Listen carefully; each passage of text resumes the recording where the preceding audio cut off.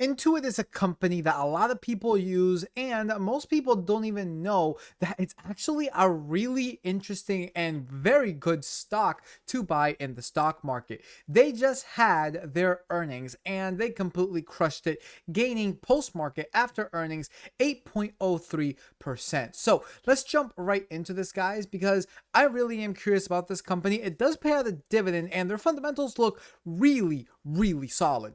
So let's jump right into this, starting with the company profile. And the one thing that I would guess that people would know them most by would be their TurboTax. Yes, they do control TurboTax, which I would argue millions of Americans use every single year to basically do their taxes, right? They usually make a whole lot of money at around the April timeframe every single year. Nonetheless, though, here we got the company profile. Intuit provides financial management, compliance, and marketing products and services in the United States. The company operates in 4 segments: small business and self-employed, consumer, Credit Karma, and pro tax. That pretty much does it. I really don't feel like reading anything more because, well, basically everything else just, yeah, there's a lot, right? There is absolutely a lot. Nonetheless, though, understand that they definitely are in the business when it comes to software to help people when it comes to like small business, self-employment, and of course, taxes. Jumping into their earnings, we got non-GAAP EPS of $11.65, massive. Beats by another massive number, 74 cents, and a revenue of 7.75 billion, beats by 190 million. So let's actually get into this. However, I'm just gonna let it play. My throat is a little bit shot right now, and I kind of don't want to strain my voice too much. Intuit non-GAAP EPS of $11.65 beats by 74 cents, revenue of $0.75 billion beats by 190 million. Intuit press release, INTU, Q3 non-GAAP EPS of 11.65 beats by 74. Revenue of 7.75 billion, 15.0% year over year, beats by $190 million, grew Global Business Solutions Group revenue to $2.8 billion, up 19%, grew online ecosystem revenue to $2.1 billion, up 20%. Increased Credit Karma revenue to $579 million, up 31%, grew Pro Tax Group revenue to $278 million, up 9%. Increased GAAP operating income to $3.7 billion, up 20%. Grew non-GAAP operating income to $4.3 billion, up 17%. Increased GAAP diluted earnings per share to $10.02, up 19%. Grew non-GAAP diluted earnings per share to 11.65 cents, up 18%. Intuit raised total company guidance for the full fiscal year 2025.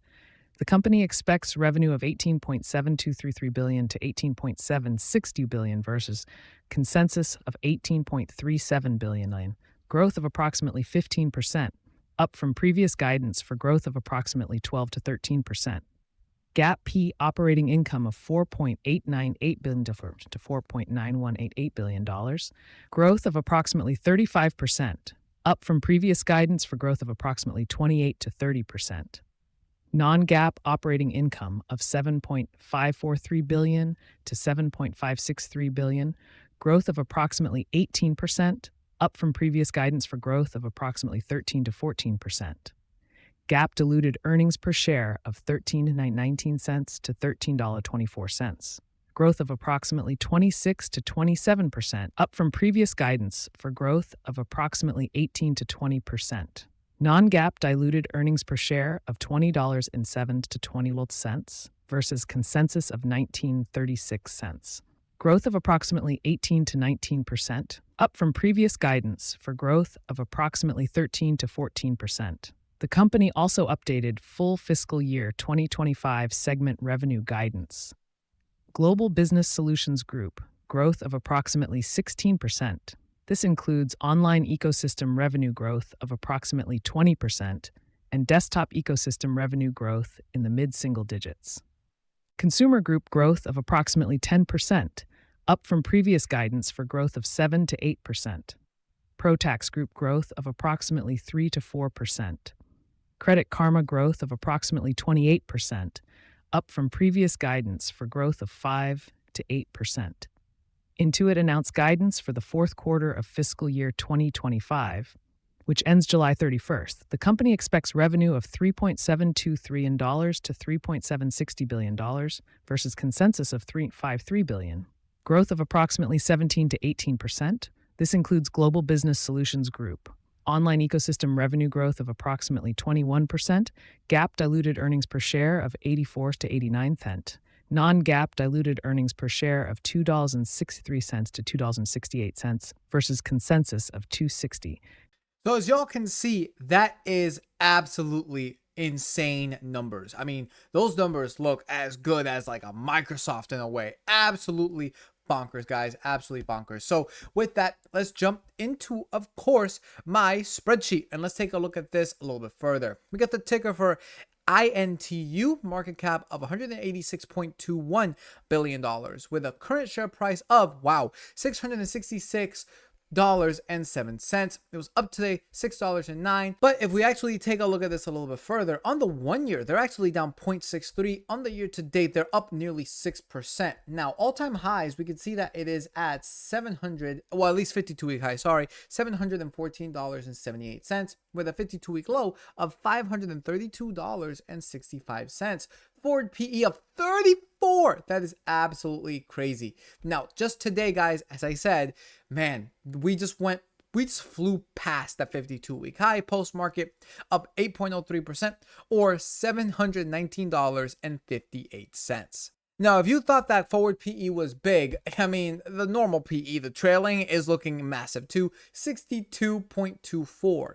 They do pay out a dividend, as y'all can see over here, of $4.16, which it is a yield of 0.63, very, very tiny. However, the payout ratio is 22%, 5-year CAGR of 14.31%, 13 consecutive years of dividend payment. Ex-dividend date was April 10th, and the payout date was April 18th, and they do pay their dividends quarterly. Coming back over here, based on the current shares outstanding, which is, wait until we get there. It's so low, it's not even funny. $1.2 billion. Now, this free cash flow payout ratio for the 10-year average, it is 39%, really, really good. And for the last year, it doesn't even come to 20.5. Very, very good indeed.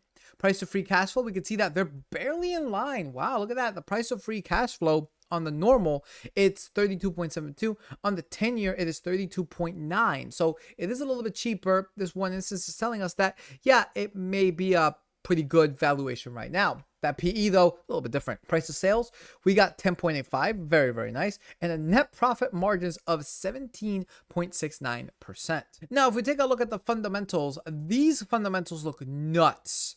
It looks crazy good. Oh my goodness. First of all, we got the net income going from $365 million in 2015 to 2020, to the trailing, my bad, of $3.1 billion. That is an increase, guys, of 732%. Is a very, very simple 100%. Looking into now the free cash flow also looks very, very incredible as well. 2 dips, but honestly, I don't really see it as too much. We got 2015 of $1.45 billion to the trailing of $5.7 billion. This is an increase of 293% with an average of almost $3 billion. I'm going to give this guys a 95%. There was a dip here in 2024, but all in all, though, very, very good indeed. Next, we got the revenue. For the revenue, guys, this looks absolutely incredible as well. We got 2015 of $4.2 billion to the trailing of $17.2 billion, increase of a whopping 309.52%. I mean, as another easy one, guys, as an easy 100%, right? Next, we got the assets. We can see that they did have a big jump from 2021 to 2022, as well as the liabilities roughly around the same kind of point. Assets minus liabilities, it is increasing, kind of stagnating around here though. Average total assets of $15.5 billion, liabilities of $6.73 billion, a difference of $8.77 billion. I'm going to give this a 90%.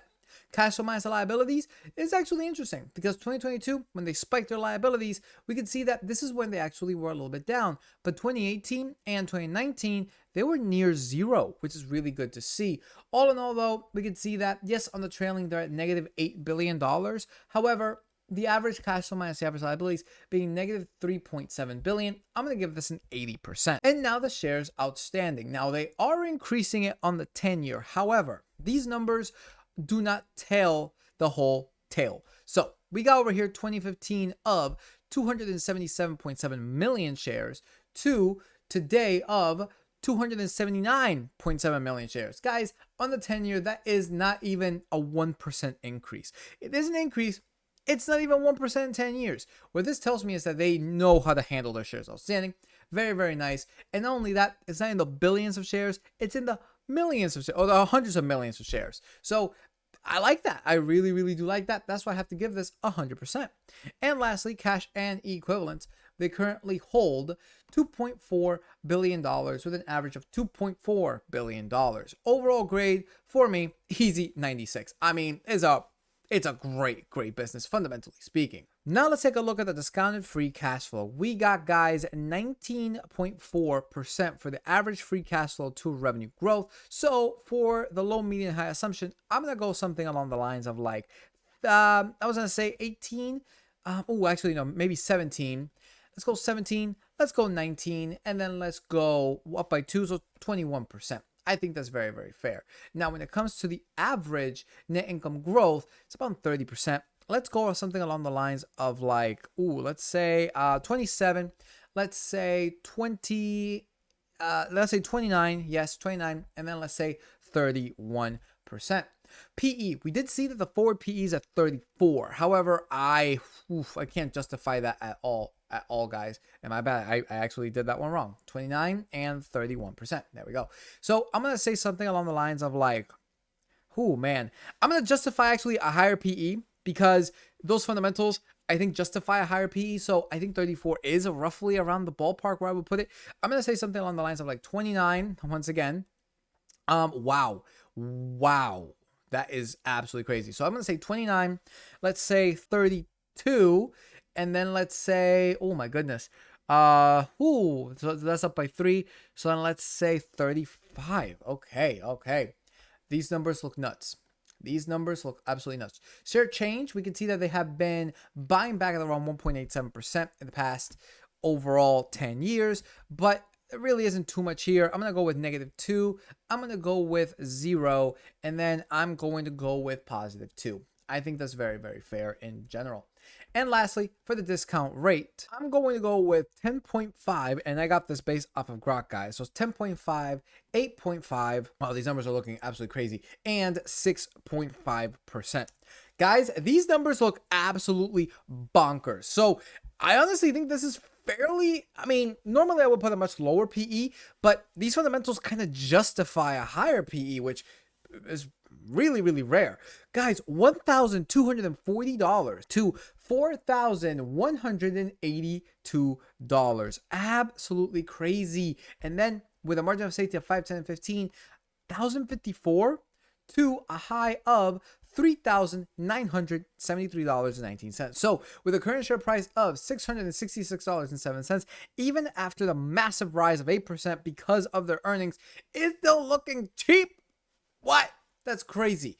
Yeah, the fundamentals really justify it. I don't believe this company is going anywhere. And what's their only competition? H&R Block? That's it. They basically have a duopoly. And let's face it, most people have a basic income. They don't have like all these fancy real estates or rental properties. Most people just have their main income, a primary home, and stocks. If that, they mainly have it in their 401k, which is tax deferred anyways. So yeah, most people are going to continue using TurboTax because, let's face it, it's free basically. So yeah, I don't think this is going anywhere anytime soon. And honestly, the fundamentals look good.